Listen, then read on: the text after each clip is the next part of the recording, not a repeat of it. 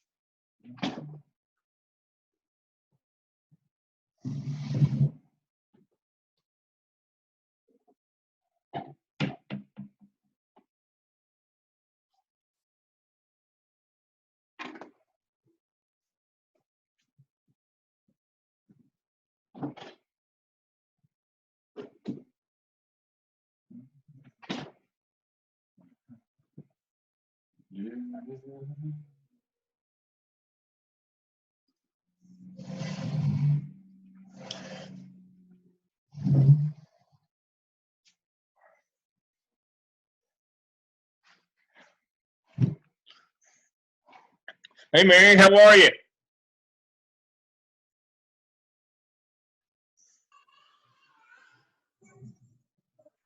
I'm sure my speakers are turned up.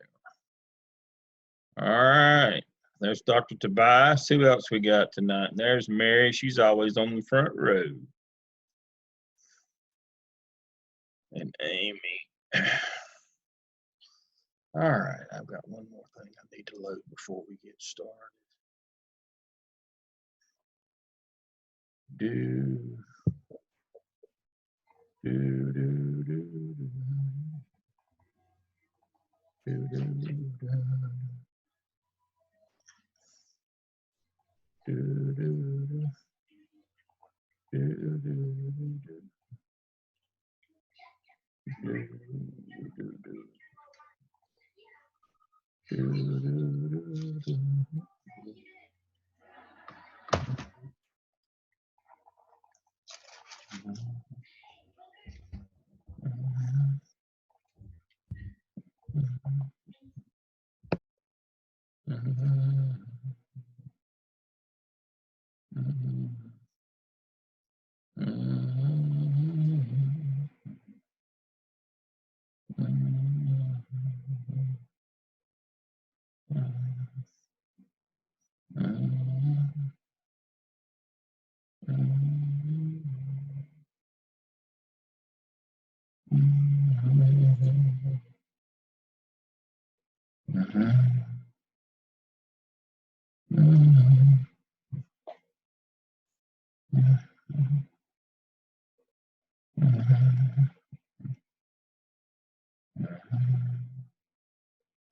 All right, I see it's 7 o'clock. Welcome, everybody.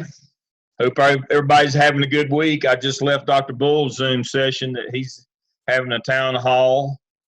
Sounds like folks are having the time out in schools with going to online. I continue to believe that our candidates are doing a good job in the schools where they are because they are well versed in the use of Zoom and learning platforms and designing online and being involved with online lessons. So I hope all of you are doing well. To that end, before I go to the weekly schedule, which we normally start, I've got a longer version of the suggested ways that you can get your clinical hours while you're stay at home. I will post that tonight when I post our video. I've got some more. Some of these are somewhat redundant, but I've got some more suggestions from people out in the field on how to get their hours, and so I will post that tonight. Please remember to continue to work on your competency folio as well. We'll talk about that more next week, but you need to be concerned about making sure you get your hours this semester. You got to have 80 hours. So let's look and see where we are. This is week. This is week 11, March 25th, Zoom session 10. This is HR teachers' rights, managing human resources, managing employee evaluation systems. Got a lot of good things tonight to cover on that. So your discussion boards this week were to interview an HR administrator about HR practices. That's hiring. We're going to talk about that tonight and interview them about employee assistance, compensation plans and benefits, those kinds of things, what your district offers. Also to do your assessment inventory. I know that you're out of school. Hopefully you did that before you got out of school. If not, we'll waive that one if you didn't get that one done. We talked about doing that one earlier this semester. Hopefully you got that one taken care of using the assessment inventory instrument that I gave you. If not, let me know and we'll make an adjustment on that one. But the other two, the first one was to interview somebody about how your district goes about hiring. Hiring varies from district to district. I mean, obviously there's federal EEOC guidelines, Equal Opportunity Employment Commission guidelines in terms of what you can ask and what you can't ask, and diversity and those things. But the actual system, the process varies from district to district. And let me give you an example. When I worked in small districts, we had to advertise our own jobs. We had to conduct our own interviews. We had to screen. We had to call references. We had to look at resumes. We had a lot. We had to do the process. Thankfully, that was back in the day before background checks, but we had to do all of it ourselves. Fast forward 20 years into my career, or 15, 18, whatever it was, I make the big time. I go to Charlotte, didn't have to do any of that. When I had an opening, they said, you've got an opening, and they would send me 3 applicants. They'd come out and interview. They'd been vetted, they'd been screened. They'd gone through the entire process. They were ready to be hired. All I had to do was pick the one I wanted. Juxtapose that with I had to do everything. Your district will be somewhere in between. You need to know where your district is, because nobody's going to sit down with you and say, do this, don't do that. Some districts, like say, for example, in Charlotte-Mecklenburg, we couldn't just take applicants off the street. We couldn't accept resumes because they hadn't been vetted through the system. And if somebody just came by and dropped the one off, we weren't even supposed to take it. You've got to make sure that you don't violate your system's practices. They have a system in place. You need to know what it is and know what your responsibility is in that system. What part of that you got to play. Now, let me tell you, in districts that make you do it all yourself as a principal, it is an unwieldy operation. It will burn all of your time up. You really need to involve teachers when you can, but you can only involve them really in the actual physical interview because of confidentiality issues and other issues of ethical concerns. And so it's not like you can get your faculty to help you. Hiring in those kinds of districts becomes an everyday, almost everyday, all day kind of thing. Whereas in bigger districts, you set up 3 interviews, it's an hour and a half, not a big deal. But you need to know where your district is in terms of what is the school administration's response and responsibility when hiring somebody. Who tells you got an opening? Who says you can interview for it, or who says you have to take a transfer? All those things are part and parcel of that as well. Sometimes when you say, well, I know I've got an opening, Miss So-and-so retired. That doesn't mean you've got an opening. You may go be that job, that position may be lost due to enrollment. Maybe that they're not going to replace it, or it may be that they're going to put an internal transfer there. Who tells you that you can advertise for a job? Who actually advertises for that job? Don't assume that there's one system that everybody uses. It varies from district to district in North and South Carolina. So you need to find out, how does it work in this district? What is the responsibility of these of the school administration in this process to bring new faculty members into the fold. Also, staff. I didn't even have to hire staff in Charlotte-Mecklenburg. We had supervisors that hired and supervised their own people, custodian, food service, all those kinds of people, bus drivers. I didn't even know who they were. When I was in the small districts, I had to do it all myself. And so you need to find out what the process is. Now, the other one is employee assistance compensation plans and benefits. Earlier today, Cabarrus County issued a stay-at-home. Okay. And the reason why this is important. Good evening. This is Chris Louder, Superintendent. Earlier today, Cabarrus County issued a stay-at-home order for all residents. Okay. We'll have to miss the stay-at-home order here. All right. Now, the reason why it's important to find out about employee assistance, compensation plans, and benefits. Different districts offer different versions of these. And so let me work through each of these three. Employee assistance is when you're having difficulty as an employee. Some districts have employee assistance programs that once you go and self-report that you've got a particular problem, you can't be dismissed for that problem. For example, I inherited a young lady in Charlotte-Mecklenburg who had a substance abuse problem. I took her, she showed up after having not been there for a few days. She showed up obviously disheveled and obviously impaired. I took her and had her tested, and she tested positive for drugs. And I thought, well, I can do that. She had self-reported previously to employee assistance and was under their care and counseling. And so I was just stuck. She got to go on leave for 6 months. And then when she came back, only then when she came back and fell off the wagon again, could I move on from her. Now you say, well, that sounds awfully cold-hearted. I had a classroom of 7th graders that needed a teacher. I couldn't just cover every day or get a sub or do whatever. I'm responsible to the children and the parents in that community. I want to be compassionate for that person, but I've got to have a teacher in that room. And so that's what I'm talking about. Depression, mental illness, substance abuse, alcohol abuse, those kinds of things. Many districts have and that's a good thing, have support systems for employees. You need to know what your district has so that you can be planned and prepared for that, and you won't get caught unawares if something goes wrong. Compensation plans.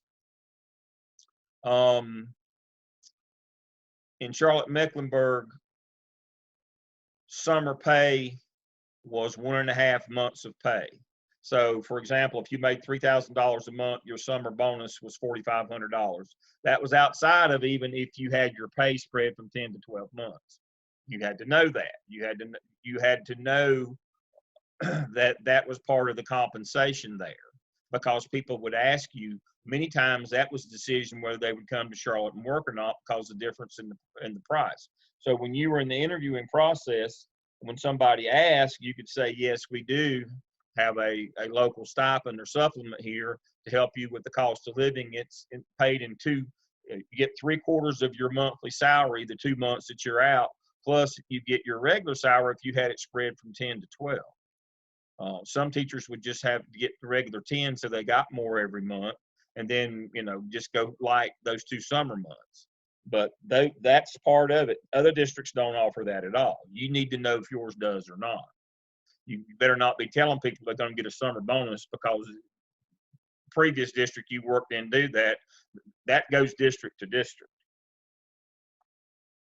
and there's no rhyme or reason as to why that does that. Benefits. In Mecklenburg County, which is different than any of the other counties, the four counties I worked in, they considered you a county employee there, and you had benefits from the county. And that made a big difference in like insurance and what people would come to the building and market to our teachers. The county had an insurance policy. When you worked in a life insurance policy, and when you worked in Mecklenburg County, you could just up that policy and pay a whole lot less than some private provider that came in and wanted to do term life insurance with you. You had term life insurance when you worked in Mecklenburg County. As long as you worked in the county, you had a term life policy that covered you while you were there. And so those are the kinds of things that I'm talking about. And the reason why you need to know those things is that that's a big selling point, or can be, for attracting employees, keeping employees, and the employee assistance is about what you can do with employees that are experiencing difficulty and can't come to your building to work every day. So that's what you need to know about interviewing those HR people. Dr. Tobias, I'll go to you. Is there anything else that you'd like to add to that from Durham? No, I think you've said most of what's appropriate. And Durham's a big county, so I can take people off the street, but they still have to go through, vetted through the system itself. But we have, is everybody familiar with Apple Track? Yes. So we have Apple Track. That's where I get candidates from, typically if I want to hire. But I can hire off the street if I choose to. I usually don't, because Apple Tracks will tell me who's not hireable or who is. But no, pretty much you said most. Yeah.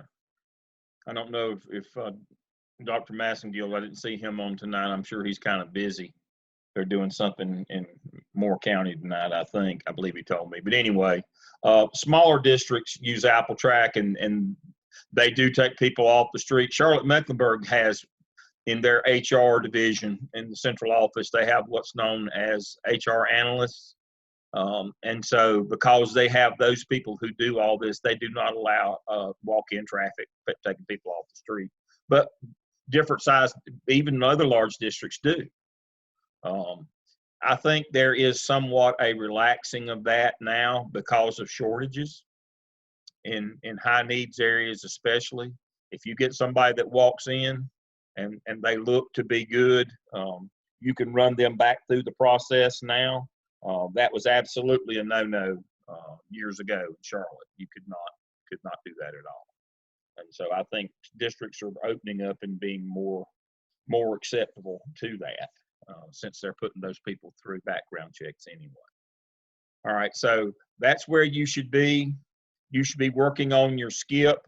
I do want to point out one of the things that I'm seeing consistently. Unfortunately, it means that I'm not doing a good job. On prompt one of the skip, you've got to come up with a set of recommendations, long and short-term objectives to establish your skip. Let me go over this again.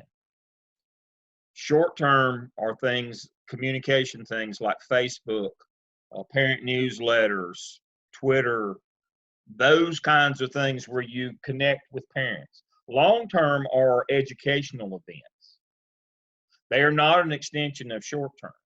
They are not, well, we did this in English, now the long-term is going to do the same thing in Spanish. No. That's still short-term. Short-term is communication. Long-term is events, where you utilize that communication now to communicate with parents in a face-to-face setting, family math night, family reading night, where let us help you help your child. The notion here, and of course I know during the COVID-19 era now, we're not bringing parents in, but the notion is, all right, we're communicating better with you now. Now we can bring you in and employ you to help us with your child. Now, the skip is more relevant than it ever was, in that now we're asking parents, because kids are at home, to help us with their child. That's what we're talking about. So these very nights and activities that we're talking about in our long term, they've become of tremendous importance now. We're going to probably have to do them virtually, but we need to do, and that I physically just left a meeting just before this one, where that was one of the things that they were talking about, is how do we help parents help their children? all these different learning platforms. We've got to enlist parents to help us. They're busy, so we can't do things that require them to sit with their child all day long. But more than ever now, especially while children are at home, we've got to design quick and dirty ways to get to provide to parents. Here's things that you can do to help us with your child. Let us help you help your child. We've been doing that face-to-face, family math night, family reading night. We're now going to be doing it virtually, where we get information to parents. Here's things you can do. You know, part of the problem with working from home now with kids is internet limitations in rural areas, speed, parents working from home. Everybody needs to use the internet problems. I'm here at my place. I got knocked out for from 2 to I got knocked out from 2 p.m. yesterday to a little after midnight on my hard line. I could join a Zoom group, but I couldn't pull one like tonight because I was working off my phone hotspot because a nitwit hit the pole right outside my condo here. He ran over the internet box and hit the power pole. So I was without power for 3 hours and without internet for 8 hours, 10 hours yesterday.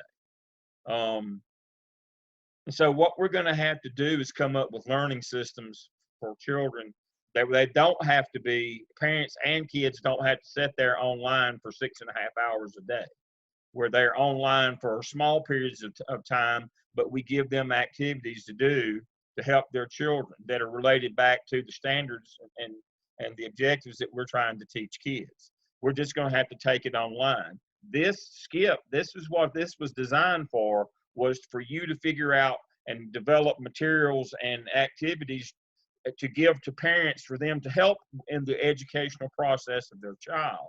We're just going to do it virtually now.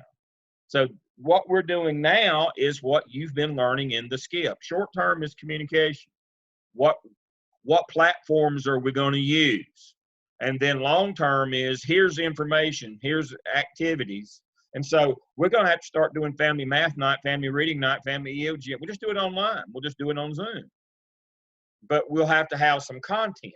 What I'm most afraid of is instruction around the state's just going to become basically vacation Bible school. It's going to be fun activities that are enjoyable and hold kids' interest to keep them out of their parents' hair so they can work, but there'll be of little or no value. There might be a morality tale to them, like vacation Bible school, but there's not going to be a lot of learning that goes on, I'm afraid. I mean, we could just have them watch Andy Griffith, because every one of his episodes, you know, Andy and Barney had a morality tale. Well, we can't let public school and schooling become that. I mean, I'm big on morality tales, and you know, but that doesn't substitute for content, folks. And so, more than ever,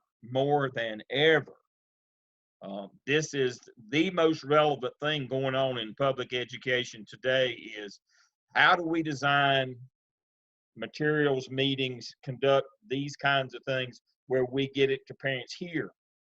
Here's ways to help educate your child while they're at home that doesn't require you to be on the internet and entertained for 6.5 hours a day. And so that's what long term is. Once you got them hooked, once you've figured out what media that you can communicate with them in, you've got to design activities, nights, meetings, activities, modules to give to parents, either face-to-face or online, to help them help their child.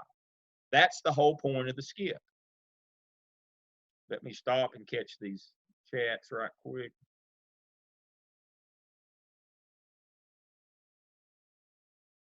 Okay, so the question from Rosie is, would a person be aware if they're hireable or not on AppleTrack? No. You would know as an administrator. The person themselves would not know. But you would know because they would come up or not. They would either be in there as approved or not. That person would not know that. That is confidential from them.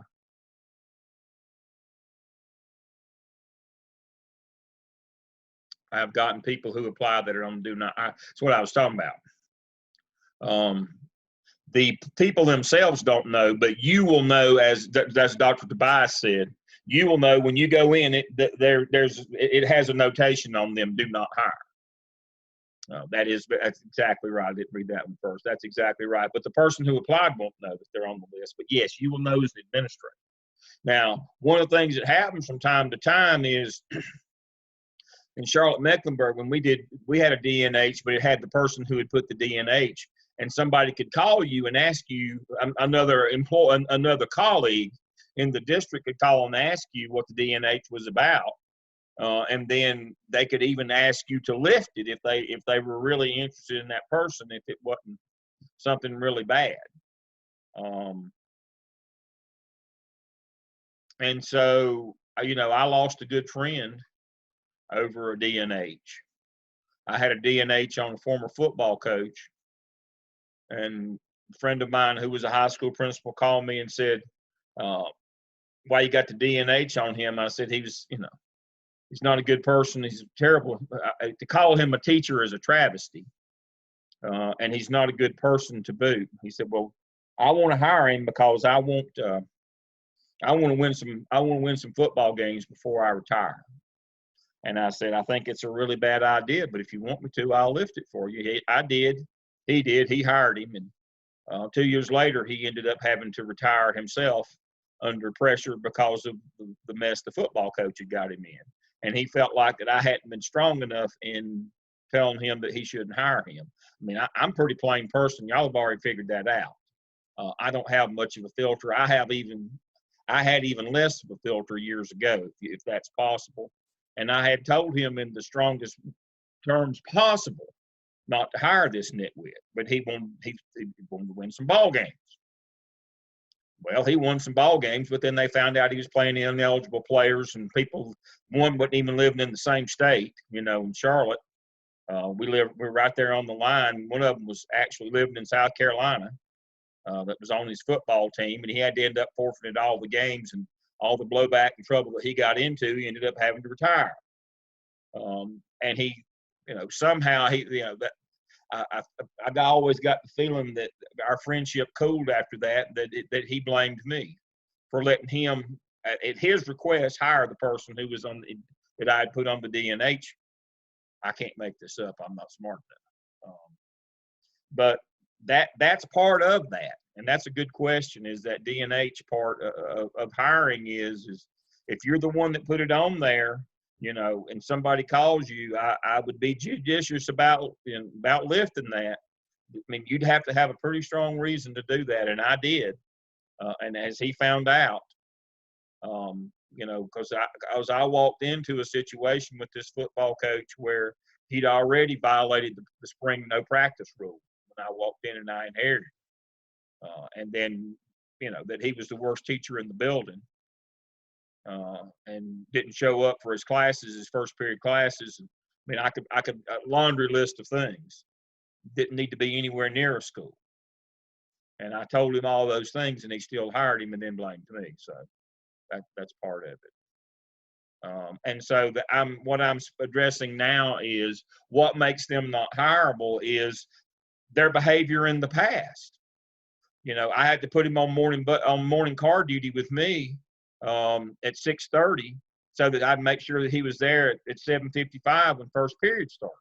If you didn't do that, check on him. He didn't show up till the second or third period every day. And his best friend was the department chair and would give him the best kids first period that would just, that could sit in the room quietly. He'd never had a student that passed. He was teaching an AP course that first period, never had a kid that had passed it. And the district was paying for the exams. He cheated in football. Would get caught playing ineligible players, not getting physicals on time, and would play players who were suspended from school and weren't supposed to be eligible. I mean, those are the kinds of things. Your past behavior gets you on a do not hire. Something in your background check. If you've not been employed there before, you've got a DUI in your background check. You've got a drug possession. you've got a violent or a felony offense. Um, Non-renewal, license violations, ethical. You were charged with something, you resigned somewhere else and fled. They let you leave. If you get asked about that, you don't respond to that. You would need to tell them to go back to HR. You don't respond to the DNH is an internal designation. They would have to go back and request that information under Freedom of Information Act from the HR department, not from you. You can't give them that.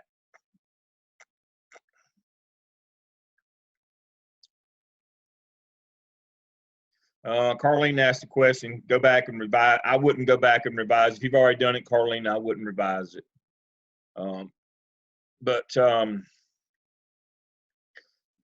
Non-renewed, hireable. So I'll give you another example here. All these long stories. I had a friend. I got a call just out of the blue one day at work. How he got my number, I have no idea. I got a call out of the blue one day when I was in the central office in Charlotte. I'd been out of the classroom I'd been out of the building for about 10 years at that time. I was only about a year away from retirement. And I get a call, and that's important because we got to do the time. So I had not seen this fella in 30 years. Had not seen him. We graduated college together. We were fraternity brothers at NC State as undergraduates. I had not seen him in 30 years at that time. Yep, 30 or 31 years. I had not heard from him. I knew he was from Maryland. I knew he'd gone to law school and was an attorney and had seen some things coming and going to and fro, but hadn't kept up with him at all. Hadn't talked with him in 31 years, I believe it was. And he called me out of the blue. He said, I can't figure out what's going on. Nobody will tell me anything why my daughter can't get hired in Charlotte as a teacher. I know y'all got plenty of jobs looking for teachers everywhere. My daughter went to school at UNC Charlotte, but she can't get hired. I said, now, she can't get hired or she can't get an interview to get hired? No, she can't get referred out to the school. She can't get through the candidate process to get into the applicant pool, to get referred by the HR analyst out to schools to get hired. She can't, and principals won't, she's called and dropped by schools and they won't talk to her. They said she has to come through the HR department, has to be referred by the HR department, by their analyst, and said, something's wrong there. What's wrong with you people? She can't get through. Principals would love to hire her, but they can't. I said, I have no idea. I'm not on the personnel side, but that's under my purview. I'll go see. And so I had a sneaking suspicion. So rather than go to the HR department, I went over to our police department. And I said, can you give me a rundown on this person? Her dad's called, wanting to know why she can't get through. HR won't tell her. Supposedly, HR won't tell. I know there's some confidentiality, so I had it run. And then they came back and said, well, there's no wonder why she can't get hired. Said she had 2 felony convictions from when she was a student at UNC Charlotte. One was assault on a police officer, and the other was drug possession. She's got a couple of driving under the influence tickets, a couple of those here. Said neither one of them was felony drive, but she's got two driving while under the influence. I think one might have been drinking and one might have been drugging. Possession of drugs, felony possession of drugs, and felony assault. All 4 convictions. And I said, thank you. I figured it was something like that. So I called him back and I said, you told me that she was a perfect angel. She's clean as a whistle. She's got 4 convictions, 2 of them felonies. You're an attorney. You know that we can't hire somebody like that. Oh, that's just young, and you know how we were when we were young. I said, we weren't like this. Neither one of us left college with any convictions, much less 4 with 2 of them felonies. Well, it was just young mistakes when she was young. And then I said, we can't hire somebody like this. And how dare you call me and blame us? But, well, she worked really hard, and she's got my heart set on being a teacher. I said, well, she can get hired at a private or a charter school, but she's never going to work in Charlotte in a public school. If somebody found out with this kind of record, whoever hired her, everybody back to the HR department would get fired. We can't hire somebody like this. We would take that's why we do background checks. We'd take an absolute beating in the court of public opinion if we hired somebody like this and then something, or somebody found out A or B, God forbid something went wrong, we'd all have to go home. Can't hire this person. That's the people who make the DNH list that can't pass the background check. 4 convictions, 2 of them felonies, the other 2 under the influence convictions. Never going to happen in a public school.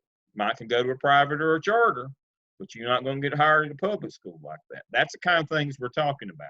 For people who have been at other places, experienced teachers, it's usually something they've done, their behavior, licensure, fleeing charges. The one that I had, cheating, getting caught, violations, forfeiting games as a coach, not meeting your classes, those kinds of things. That's what we're talking about. And so those are the kinds of things in the hiring process that you've got to be interested in. All right, so that leads me into where I wanted to be tonight. An extension of this, we'll just keep this rolling here, is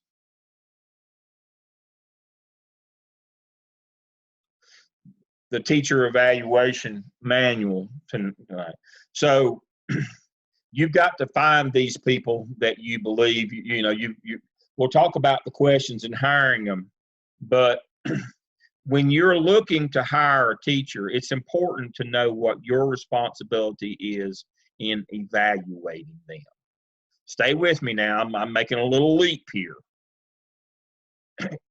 You need to not just project, this is the best applicant that I see that came in based on that, but you've got to project, I've got to evaluate this person.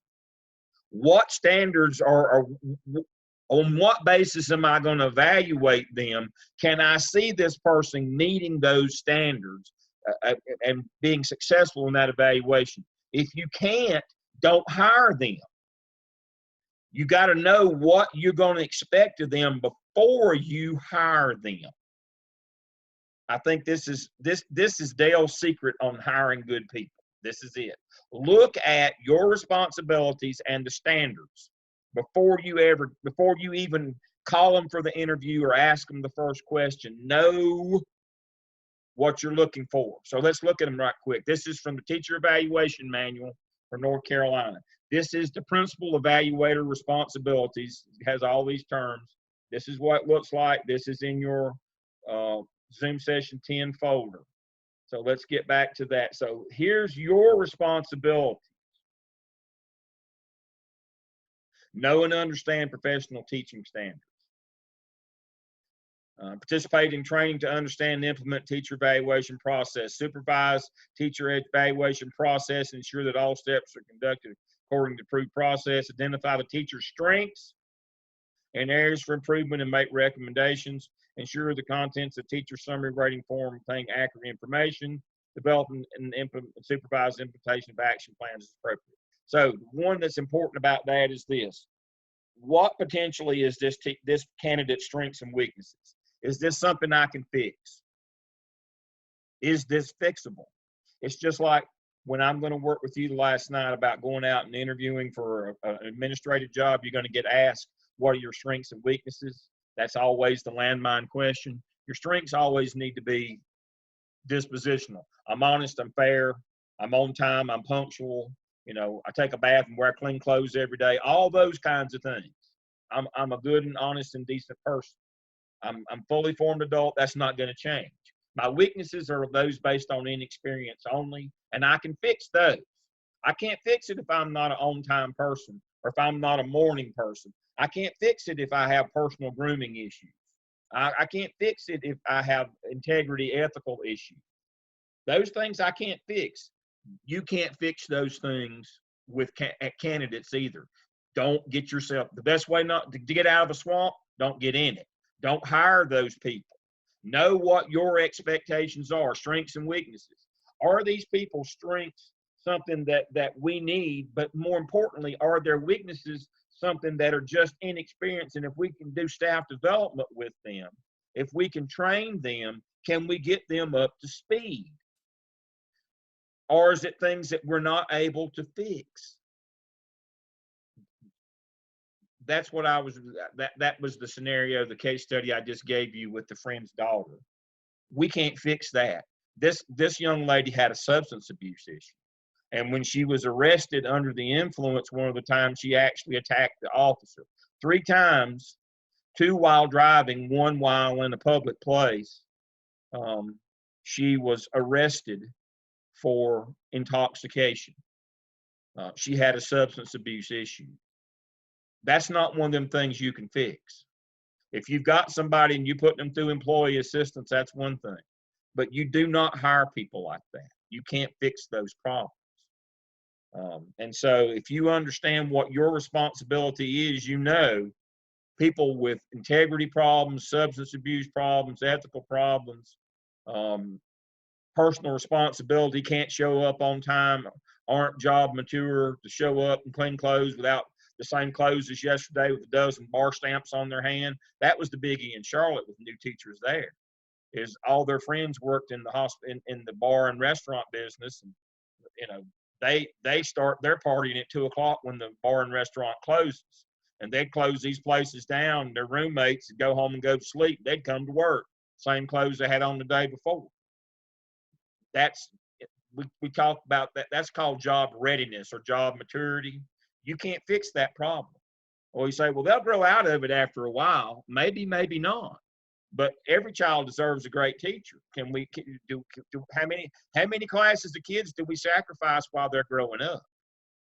That would be none, in my opinion. And so here are the teaching standards. Teachers demonstrate leadership, both in the classroom and in the school. That's what you learned in the APTEL last semester. Remember Big E and Little E? Empowerment as a school-wide leader, Big E, empowerment as a classroom leader. Guess where I got that from? I'm not smart enough to have figured that out. Y'all know that already. It came right out of the North Carolina teaching standard. You have to be able to lead in your classroom, and you have to be able to lead in school. Look at that. All of a sudden, I look a lot smarter than I did last semester. Teachers lead in the teaching profession. They advocate for schools and students. They demonstrate high ethical standards. They establish a respectful environment for a diverse population of students. I can't hire you if you're a bigot. You come in dressed a certain way or espousing a certain credo or philosophy. I can't hire you because I can't put you with diverse kids. I can't just get you the kind of kids that you like and keep the other ones away from you. And so if you're telling me that you know that you're not used to or want to work with diverse populations, it's not just racial diversity, it's economic and other ways, language, culture, then I can't use you. Teachers know the content they teach. If you come in and you don't have any notion of what the content's going to be in the discipline that you're supposed to teach, you're probably not going to get any better at it. So you got to know your content. One of the problems that we have is we hire a lot of elementary teachers that don't want to do math, and then we're surprised when the kids don't do well in math. That's not something you can fix, by the way. We've tried everything that I know of in the world to fix that. It doesn't work. If you have teachers who can't do math, you'll have kids who can't do math. I just use that as one example. So they've got to know the content. Teachers facilitate learning in their students. They've got to know how to do more than read notes. Talk about instructional strategies, instructional style, instructional methodology, plans, how to integrate technology that's more important now than ever, being the digital world, being the 21st century, critical thinking, problem solving, communication, and then teachers reflect on their practice. What do you do well? What do you don't do well? What did students get? What did they didn't do well? I reflected on my practice in that I saw two. If I see it once, that's concerning. If I see the same thing missing in an evidence, a task of an evidence twice, then I know that's me. I didn't cover that well enough. That's my reflection on practice. Now, every time that I go through and read your work that you put in discussion board for review and for me to review and for peer review, I keep notes on that work. And you notice every week we start with what I saw or your discussion boards. If I'm seeing a pattern, then that's what I address. That's reflective practice. That's assessment driving instruction, but that only comes from reflective practice. Now, those are the things that I'm looking for in a teacher. If I see any red flags in any of these areas, because it says that right here, my responsibility is these 5 things. It tells me that right here what my responsibility is, that I'm going to have to evaluate you and I'm going to have to make sure that you do your job. And it says right here that I have to understand all of this and have to put this in place. And these are the standards. And then I'm going to be looking for these things in the employee that I interview. And if I see things that aren't there, I'm not going to hire you. A lot of these things are not fixable. If it's just experience based, we can work with that. But if it's things that are dispositional, we can't fix those things. That you have the Monday, Friday flu, and you only work 3 days, and and that you're out with your friends, in the bars at night, and you don't show up at work on time, you don't work at your craft, you're just hanging out here till you can get back in grad school or till something better comes along. I can't use you. And so all those things, if you understand this up front, this really helps you to see the people in front of you when they walk in the door and you start hiring them. Now, here are some of the kind of questions that I will go over with you when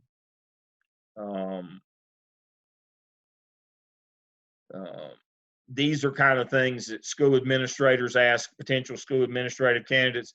They'll be similar to this, but my point in this is don't look so much at the questions, but there'll be one on here about strengths and weaknesses, your background, those things.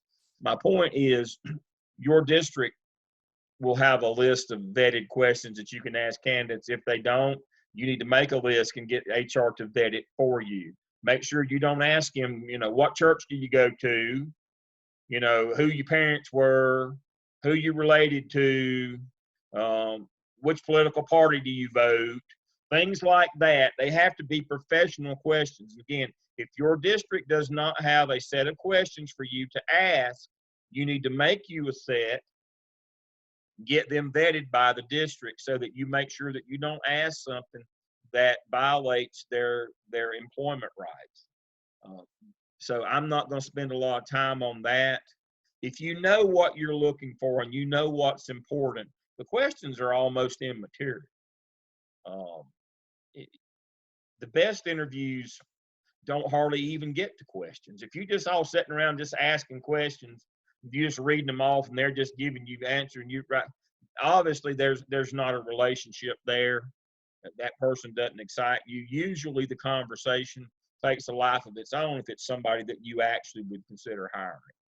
So, but make sure you use a set of vetted questions when you're interviewing people. Dr. Tobias, you want to weigh in on that one, what Durham does in terms of interview questions? Interview questions, I can get some. I typically have my own because I have specific things that for my school. I look for lots of creativity and innovation and technology skills and working with diversity. So I go straight to that. But they don't handicap me with questions. I'm very specific about things that I ask. Yeah. Again, but Dr. Tobias is well-respected educator, years of experience. She has earned the right to do that. When you're a beginning administrator, they don't give you that near as much rope. They want to make sure that you know that you don't drive the car off the road to start with here. But that's exactly right. But I liked my own questions because I had them specifically for the school that fit the school and the situation that I was in. I liked my own as well. To Brenda asks, somebody tells you during the interview they're only going to be with you 5 years. I don't have a problem with that.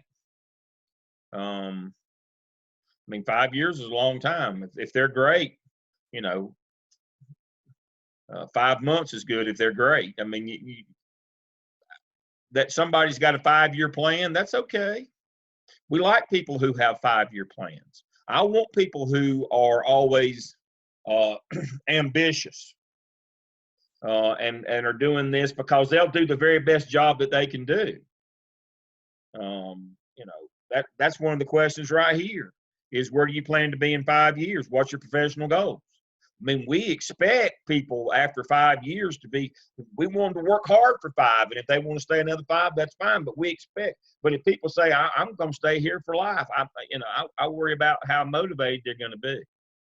So that would not be a problem for me at all. That actually would be, that would be something I'd be interested in. That somebody's thinking down the road. And so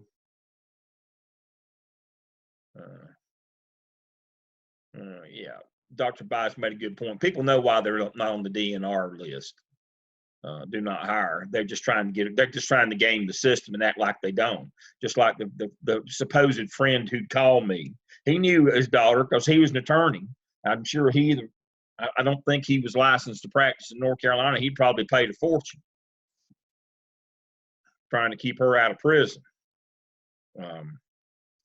Probably paid a fortune in private rehab as well. I just wonder how in the world she ever graduated from UNC Charlotte. With somebody with that obvious substance abuse problem.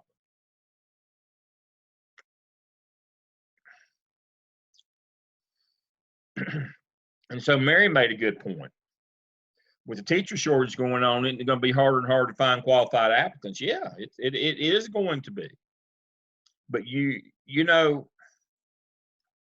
I worked in some bad places. I'll just be honest with you. That's kind of, as a turnaround specialist, I worked, but I found some really good people. It became more. You can find better people than teachers. If you're a good person, I can help you to become a good teacher. But I can't fix it if you're a bad person. If you're a wrong number, if you're a bad person, I can't help you. And so, I see my time is running down here tonight, but this is exactly the conversation I wanted to have. And so I'll tell you my last story of the night. I asked a man during a job interview, for real, a real job interview, if he wore a chicken suit or not. I asked a man if he wore a chicken suit.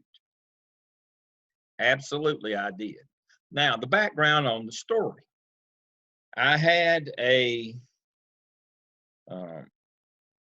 took over a school that was reconstituting, junior high school. They let everybody go, and teachers had to reapply for their job.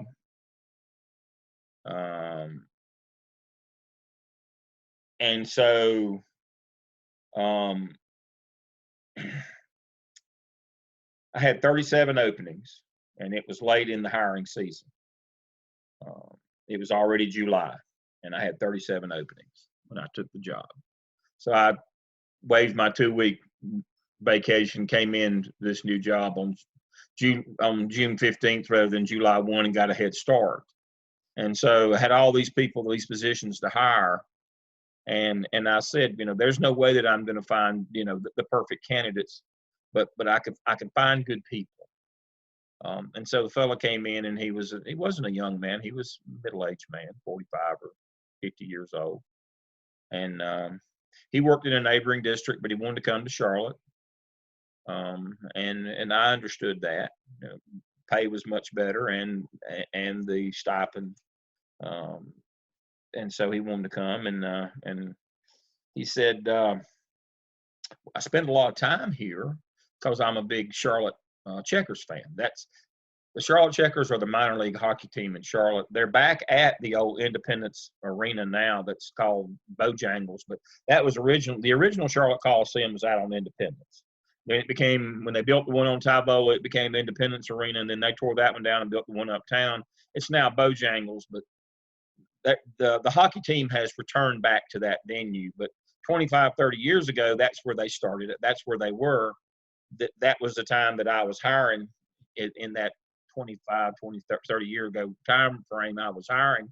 And that's where they were. Well, that was the junior high where I was principal. It was just literally right across what's now the expressway. It was just a 4-lane highway then, and you could cross over it. And the junior high was just really on the other side of the road from the Coliseum. I mean, you could throw a rock and hit it on a windy day. And so our booster club, our parent booster club for athletics at the junior high, we worked the concession stands at Independence Arena, where the hockey team played. We made good money there. And so one of the things that would happen is that the intermission at the hockey games, they have a 20-minute intermission between the first and second, and then second and third periods. But anyway, they'd get people out on the ice, and they would do the chicken dance. Remember the chicken dance? Some of those nitwits would get drunk and wear chicken suits. Grown men getting out on the ice, falling down after having been drinking, at the game. They sold alcohol and would fall down. And so I said, he said, he was a big, Charlotte Checkers fan, went to all the games. I said, now, you're not one of those nitwits that wears the chicken suits and gets out there drunk and falls down on the ice, because if I hire you, the parents are going to barbecue me if you're one of them. And he said, oh, no, I take my wife and kids and we go to the game, and it's really enjoyable. They had teenage kids. It's really enjoyable. And so I found him to be a very steady person, a quality person. He was not the best teacher at that time, but he worked hard. But my point of the story is I was more interested in hiring good people, because I was in a situation like we're in now everywhere. I was in that situation at a junior high school in Charlotte back in the 90s, when nobody wanted to be at a junior high school. Most everything had been converted to middle schools. Nobody wanted to be there. We had shortages then. And I can tell you, I still found good people. And we made it work because they were good people who were willing to work. You're going to have to readjust what your vision of a good candidate is. It's going to be more about the kind of person they are than the skill and ability they bring with them right away. It's got to be things that we can work with inexperience. We can't work with sorriness, though, if they're just not a good person. And so the questions, Brenda, these questions are already in tonight interview questions. They're under Zoom session 10. And so let's see, Cindy said, hire a psychologist who lives in Florida. If you have to drive that far a job, that should be a red flag. He lasted 4 months. Exactly right. There's red flags. There's usually why people that are not going to stay, or there's a reason why. And so look for good people first. And so these are the questions you're asking about. These are the questions you're going to be asked when you do the principal, the third level interview. We're going to go over this last week. I just use these as an example of a set series of questions and the kind of things that you normally ask in interviews. And so there's that. So here, again, this document's under week 10. You need to know what you're going to have to do with these people once you hire them. That should influence who you're going to hire. If you know what you got to do with them once you get them. Again, look for good people. You're not always going to have a bunch of people who are running over top of you. If you look at this manual and it says the things that you're required to do, you're to help develop these teachers. And so don't act like You know, that's part of your job. Don't act like that's a burden or something extra. And so if we look at the standard, one of them is instructional leadership. Standard strategic leadership, instructional leadership. There you go. You're required to help them to become teachers anyway. That's part of your job. So don't expect to just hire everybody that's already a great teacher out of the box. Part of your job is to develop them into great teachers. But you can't, it's a lot easier to make them great teachers than it is to make them great people. That's kind of my argument tonight is you're better off with people who are inexperienced than people who have bad experience. Let me say that again, and it's kind of my benediction for the evening, and I'm going to turn it over to Dr. Tobias. I've always believed that no experience was better than bad experience. I would rather take a new teacher, a beginner, that's a quality person than somebody who has bad experience, just because they've got experience, and I'm not going to have to evaluate them as many times. I had friends in the business the whole time that I was in the business. I had principal friends who told me all the time how dumb I was. That's probably true. But based on why you hire all those new teachers, you know, you got to evaluate them 3 times a year. I hired this one from over here. I got her from this local school. I don't even have to do but one evaluation on her this year. But she can't teach. But that wasn't part of what mattered to them. As I was telling the story in another class last week, I had a principal colleague of mine who could not see where we were headed in public schools. And he was chief among, he would never hire a beginning teacher ever. Because student performance didn't matter to him. We got enough smart ones to cover up for the dumb ones, he'd say. He didn't understand that it was about everybody's child. Somebody's child's got to be in that teacher's room. It was about his convenience. I'm not hiring them. New teachers, I'd have to do all them, I do that, all that work with them and do all them observations. I'm not going to do that. He'd rather take somebody who was sorry and wouldn't actually provide a decent instructional program for children. He'd rather take them for his own convenience. Don't be that person. Hire the inexperienced that you can train and mold rather than somebody who you know is not going to be any good or is not a quality person. That's my charge to you in terms of hiring. Dr. Tobias, you've got the benediction tonight. I'll turn it over to you. I completely agree with you. That's the way I run my ship. I would rather hire a new person that I can groom and train than a pad who I cannot break, because sometimes it happens that way. And I would charge you all as beginning administrators, before you get to the role, go around and be sure that you see a variety of great teachers. So when you see it walking upon you, you will know it right away, and that you can capitalize on that. So don't be in your own silos. Go and see other great teachers so that you will have something to know, a baseline to know what great teachers look like. My school is great. It really is, but it's great because I always call it, I have a great lineup. I am particular about who I hire, and I would hire a newbie in a minute, because then I can train them in the culture of our school. Absolutely. And we're going to have to, I think Dr. Tobias, we're going to have to change our opinion on what great candidates are. A lot of beginners, I think, have the potential to be great. And they may not have traditional backgrounds, but this notion of great candidates are only teachers with X number of years of experience who've done it, no.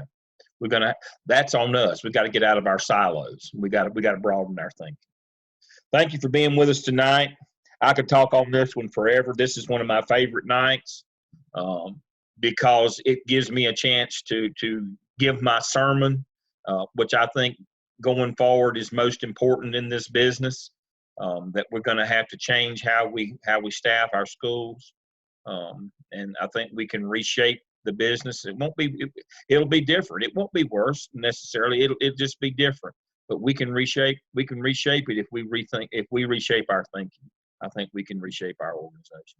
Thank you for joining me tonight. I'll see you again next week. Remember, next week is our case studies.